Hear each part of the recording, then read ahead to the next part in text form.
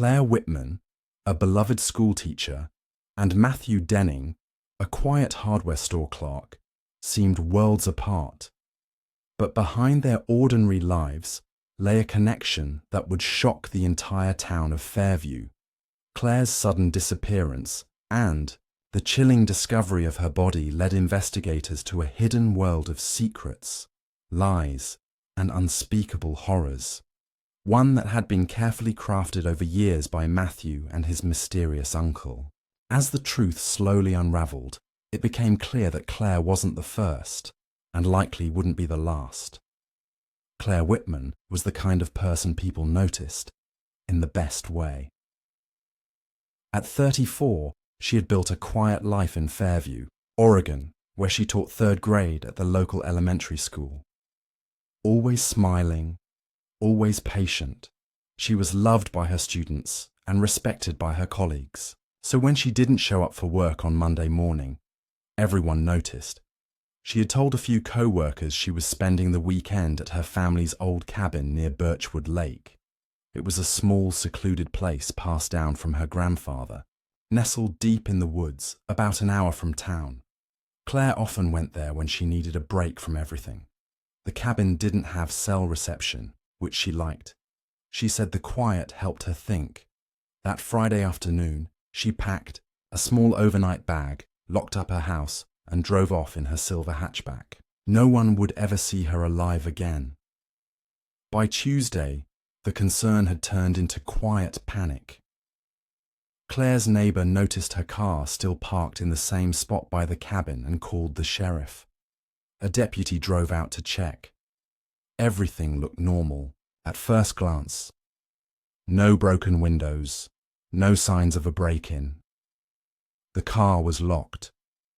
The door to the cabin was bolted from the inside. There was no response to knocking, so the deputy got permission to force entry. Inside, the scene was eerily still. Claire's purse sat on the table. Her cell phone lay on the charger. A sandwich, half eaten, rested on a plate next to an open book. A sweater had been draped over a chair, as if she had just taken it off. Nothing was overturned. Nothing looked stolen. It was as if Claire had simply vanished into thin air in the middle of her lunch. A search of the surrounding area turned up. Nothing. No footprints led away from the cabin. The lake, calm and glassy, showed no sign of disturbance. Dogs picked up her scent around the property, but it stopped at the edge of the woods behind the cabin, then vanished. Helicopters circled overhead. Search teams combed the dense forest. Divers went into the water, but there was no trace of Claire, alive or dead. People in Fairview were stunned. Bad things didn't happen here, not really. It was the kind of town where people left their doors unlocked. But now, a woman everyone knew had vanished without a single clue, and the silence left behind was more terrifying than anything else. Some locals whispered about the cabin's past. It had been empty for years after Claire's grandfather died. Strange things had been said about the place. Lights flickering at odd hours, noises in the night, but nobody ever took it seriously. Claire never seemed afraid of it, but now, people wondered if there had always been something wrong with that place in the woods, something hidden just beneath the surface. The search for Claire continued, but deep down, everyone feared the truth. She wasn't coming back. A full week had passed since Claire Whitman vanished, and the search was beginning to slow. Volunteers who had once combed the woods in shifts now trickled in less frequently. The search dogs, exhausted and disoriented by the thick underbrush and changing weather, had stopped finding anything useful. Helicopters returned to their bases. The sense of urgency faded into dread. Most feared the worst, but didn't say it out loud. Then something strange happened. On a cool October morning, a forest ranger named Lucas Merritt was surveying Storm, damage along the wooded trails near Birchwood Lake. The previous night had brought heavy rain and high winds, and fallen branches cluttered the ground. As Lucas walked the overgrown path behind Claire's cabin, something caught his eye. A storm drain nestled under a tangle of ferns. It looked ordinary at first, just a rusted steel grate set into the ground. But the way the surrounding leaves had been disturbed suggested recent activity. More troubling were the faint scratch marks along the edge of the drain cover. They weren't from animals. They were human. Lucas radioed it in, and within an hour the sheriff's department arrived, with tools to remove the grate. The moment it was lifted, a foul, sour smell rose from the opening. It wasn't the earthy smell of damp forest or decaying leaves. It was something else, something unmistakably wrong. A deputy climbed down with a flashlight and began to crawl through the tight concrete tunnel, no more than 3 feet wide. 100 feet in, he found her.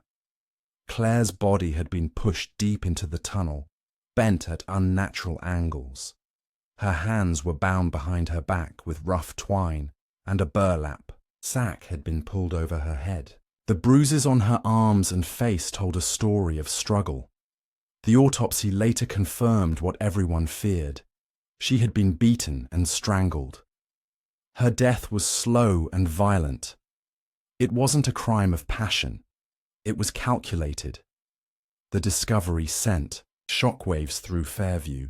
Claire wasn't just missing now, she was murdered, and whoever had done it had gone to great lengths to hide the body in one of the least accessible places on the property. It wasn't random. The killer had knowledge of the cabin, of the land around it. He knew where to hide something so it wouldn't be found easily. That meant he'd been there before. Crime scene investigators returned to the cabin, this time with a more focused purpose. They collected every strand of hair, every fingerprint, every trace of disturbed dust, and though the inside of the cabin appeared undisturbed at first glance, the second search revealed subtle signs that something had been missed. Faint scuff marks on the bedroom floor, a draft coming from the closet, and most curiously, a faint hum of static behind the drywall. Claire's death wasn't a tragic accident. It was the beginning of something much darker. The peaceful facade of the Birchwood cabin had cracked open, and what lay beneath was far more sinister than anyone in Fairview had imagined. The investigators returned to Birchwood cabin with fresh eyes. Now that Claire's death was confirmed, as a homicide, every inch of the cabin became a potential clue. What had seemed like a quiet, untouched space just days ago was now being examined under a microscope. Specialists dusted for fingerprints, pulled up floorboards, and used thermal scanners to detect hidden spaces behind the walls. It was during this sweep that something chilling surfaced, something that had gone unnoticed in the first round. In the back bedroom, where the floor creaked a little louder than anywhere else, a forensic technician noticed a loose board in the closet. Beneath it was a small concealed compartment. At first, it appeared empty, but embedded into the far corner was something unexpected. A tiny lens. It was a camera, well hidden, perfectly angled to film the bedroom. Wires led from the camera into the wall, snaking through to a narrow crawl space that had likely been untouched for years. Inside was a small black box no larger than a book. When plugged into a laptop, it revealed what no one was prepared for. The footage showed the bedroom as it was over several years. Dozens of different visitors came and went, many unaware they were being filmed. Couples, families, solo travelers. Some stayed for days, others for a single night. The footage showed nothing unusual at first. Quiet weekends, books being read, wine being poured, guests sleeping soundly. But then, the tone changed. Roughly 6 months before Claire's visit, the camera captured something that sent a chill through every officer in the room. In the early morning hours, a masked figure entered the bedroom through the back door. He moved with familiarity, walking straight to the closet, removing the floorboard and checking the device. He replaced the batteries in the camera, adjusted the angle slightly, and pulled out a leather-bound journal, flipping through it before hiding it again. The man never spoke. He wore gloves and heavy boots. His face was obscured, but he moved with practiced calm. This wasn't his first visit. When the footage finally showed Claire, it was hard to watch. She arrived cheerful and alone, setting her bag down and making tea in the kitchen. She read on the couch, then eventually settled into the bedroom. On her second night, the camera caught the figure again. This time, he didn't come to check the device. He came for her. What happened in those hours was mostly off camera, but the movement, the sound, and the aftermath left no doubt. Claire had fought back. The bedroom showed signs of a quiet, intense struggle. Then silence. Investigators retrieved the hidden journal from beneath the floorboard. Inside were hand-drawn maps of the cabin, cryptic symbols, and a list of women's names. Some were crossed out. Claire's name was last on the list, her entry marked with a red X. The pieces were starting to fall into place. The camera had captured more than a crime. It had captured a ritual, a pattern, one that had likely been playing out for years. And the man behind it all had carefully watched, waited, and chosen his victims long before they ever stepped foot in the cabin.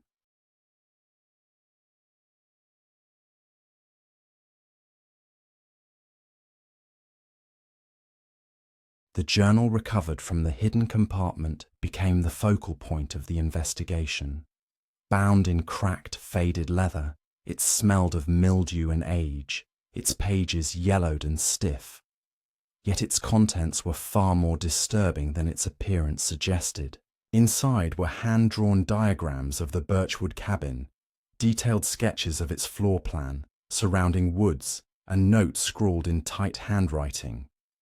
What alarmed detectives most was the list, 2 pages filled with female names, each followed by a date. Several names had thick lines drawn through them. Some were marked with symbols. Claire Whitman's name appeared at the very bottom, circled in red with a large X beside it. When authorities began cross-referencing the names with missing persons databases, the pattern became unmistakable. Nearly all of the crossed-out names matched women reported missing in the Pacific Northwest over the past 15 years. Many were never found. Their disappearances had been filed under various causes: accidents, suspected runaways, or cold cases. They had vanished from different towns and cities, yet every one of them had a single, eerie detail in common. Each had spent time in or near Fairview shortly before they went missing. This discovery forced a chilling realization. Claire's death wasn't an isolated act of violence. It was part of something much larger, something methodical. Someone had been using the Birchwood cabin as a hunting ground, possibly for over a decade. The evidence pointed to someone who had knowledge of the cabin's history, its hidden compartments, and the surrounding terrain. Investigators turned their attention to the previous owner, Harold Denning, Claire's grandfather. Harold had died in 2015, leaving the cabin to his estranged nephew, Matthew Denning. At first glance, Matthew seemed like an unlikely suspect. He lived quietly on the outskirts of Fairview and worked at the town's hardware store. He had no criminal record, no history of violence, and barely spoke to anyone. But as investigators dug deeper, cracks began to appear in his unassuming exterior. A warrant was issued for Matthew's home. It was a modest, weathered one-story house with an overgrown lawn and windows covered in thick curtains. Inside, everything was in order. until officers reached the basement. Down the narrow stairs, behind an old shelving unit, they found a locked metal door. After forcing it open, they uncovered what could only be described as a private archive of horror. Trophies were neatly arranged on shelves, hair ties, jewelry, scraps of clothing, all bagged and labelled. Dozens of newspaper clippings were pinned to the walls, each detailing a woman's disappearance. Some articles were nearly 20 years old. In one corner sat a large industrial freezer. Inside, detectives found articles of clothing that matched descriptions from the missing persons files, including a scarf Claire had been photographed wearing just days before her disappearance. There was no doubt anymore. Matthew Denning had been living a double life. Quiet neighbour by day, predator by night. His connection to the cabin, the journal, and the camera made the case against him overwhelming. But the question still loomed. Why? Why had he done it? And how had he managed to go unnoticed for so long? What investigators had uncovered was only part of the story. The rest remained buried in silence, waiting to be revealed. The arrest of Matthew Denning sent shockwaves through Fairview. Residents were stunned that someone so ordinary, someone they had seen countless times behind the hardware store counter, could be capable of such unspeakable horror. The evidence was overwhelming, yet something about the case felt unfinished. Despite the charges against him, Matthew had not spoken a single word to investigators. No confession, no explanation. He sat in silence during questioning, eyes distant, expression unreadable. He never asked for a lawyer. He never asked for anything at all. As prosecutors prepared for trial, they continued combing through the materials found in his basement. The journal, the trophies, the camera footage, each piece painted a more disturbing picture. Yet gaps remained. Several names in the journal couldn't be matched to missing persons reports. Some entries were marked only by numbers or symbols. Forensics teams suspected that there were more victims than anyone had initially thought. Women who had never been reported missing or whose cases had been forgotten. Investigators also discovered that Harold Denning, Matthew's uncle and the cabin's previous owner, had a murky past.